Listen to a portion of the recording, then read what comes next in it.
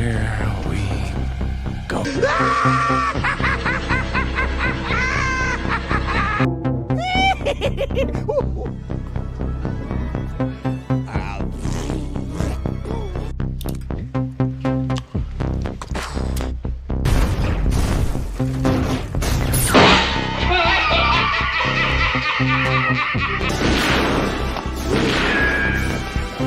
Is like gravity. All it takes is a little push.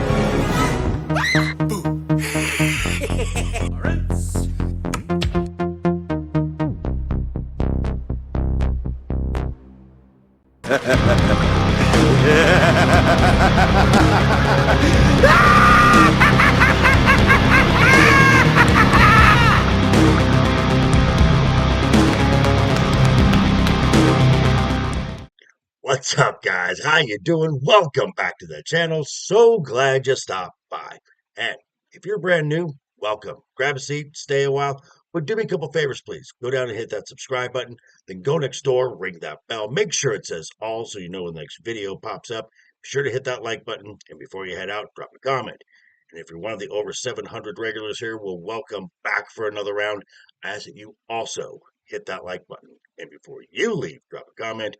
YouTube does love those comments. And of course, share this video out on all social media.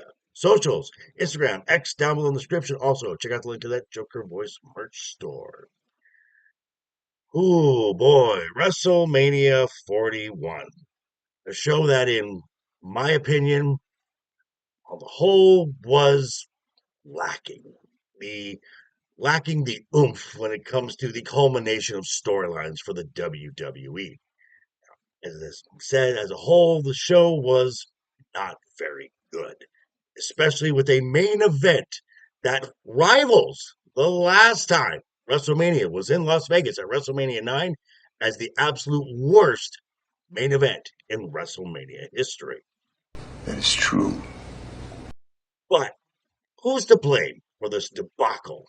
Well, there is a list of those responsible, and we're going to call them out in a fun little way, part rant, part fun, and we're going to do this with a classic old bit from yesteryear. This is gonna be good. So we're not going to waste any time. We're going to start right at the top of this travesty and just work our way down. And we're going to start with a member of the TKO Board of Directors, and that is Dwayne "The Rock" Johnson. Hey, Rock! Go fuck yourself! Here's a guy who interjected himself into the top story for WrestleMania 40. And it took a fan revolt for WWE Creative to pivot and give a great WrestleMania moment in the main event of WrestleMania 40. Now, you'd think Dwayne would have learned his lesson. Nope. He integrated himself in the Raw after Mania, teasing a feud with then champion Cody Rhodes. Fast forward to the Raw debut on Netflix, and we get corporate cheerleader Dwayne Johnson thanking all his Hollywood friends and everybody involved with Netflix who he's good buddies with. And this is such a 180 from the final boss character that we previously got. Even praising Cody Rhodes, they're now friends. And then the next night on NXT, after he seemed to have been taking a few shots of his shitty tequila, addresses the fans in the only way Rock knows how with his stupid little catchphrases that he's 20 steps ahead of all of you and you need to know your role and shut your mouth and enjoy the ride the Rock is going to take you on. Okay. Now the final boss then reappears offering Cody Rhodes the world in exchange for Cody Rhodes' soul.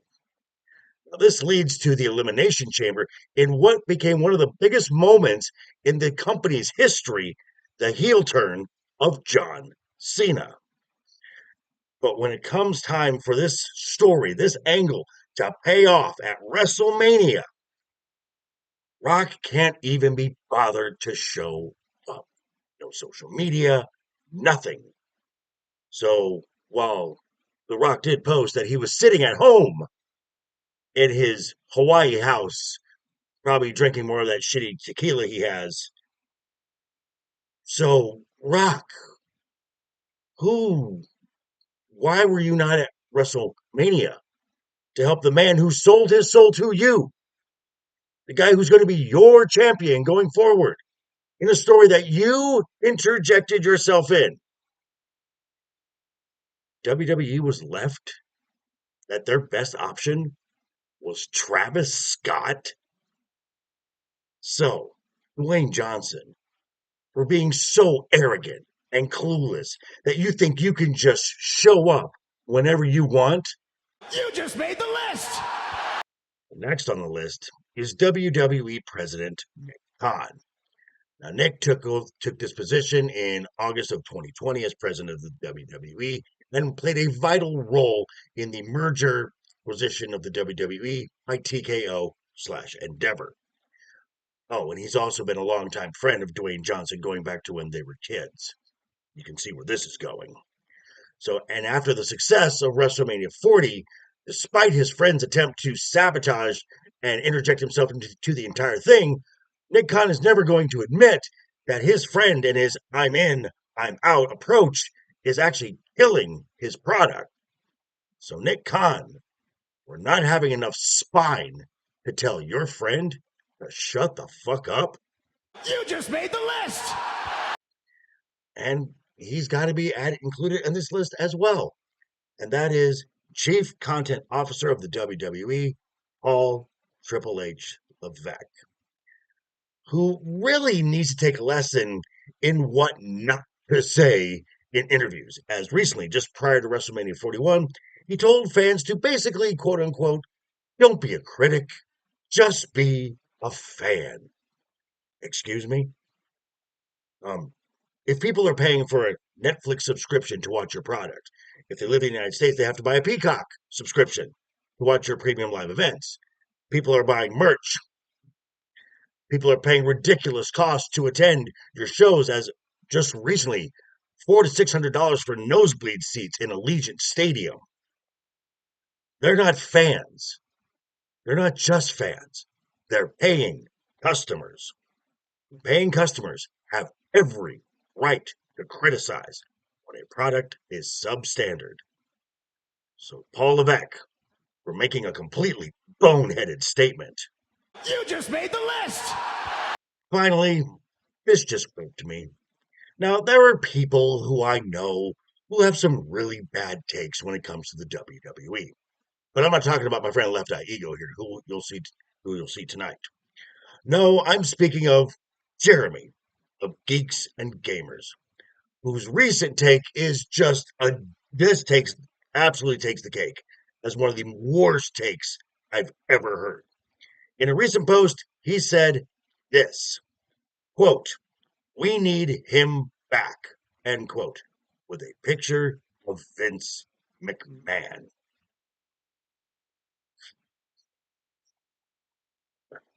Obviously glazing the Attitude Era. Okay, whatever. But at best, Vince McMahon, this vile human being, is an adulterer at best. As we know, he's cheated on his wife multiple times. I mean, real paragon of virtue here. But what Jeremy is overlooking, and he wants you as fans to overlook as well, are things like the Ring Boy scandal. This was happened in the late 80s, where Vince McMahon was turning a blind eye to diddlers within his company. This was also happening around the same time as the steroid scandal, where he was under federal investigation for distributing steroids, illegal anabolic steroids, to his talent. The case got dropped on a technicality. There are the millions of dollars paid in hush money and boatloads of NDAs as cover ups for Vince McMahon's numerous affairs.